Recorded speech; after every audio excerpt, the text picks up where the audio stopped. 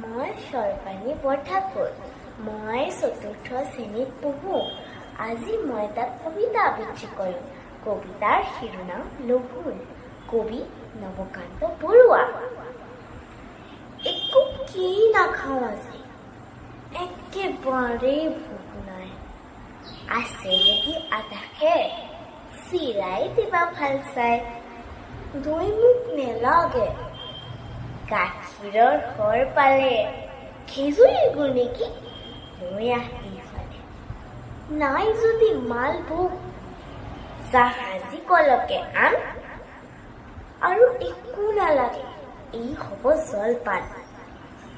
আজি যদি অহা নাই ভীম চিম পালোৱান, তাৰ বাবে ভাজি থোৱা দুটামান আলুৱান। পাপৰ আছিল বোলে অঙঠাত, চোন আচাৰো ল'ব পাৰে বিচাৰিলে চকুন।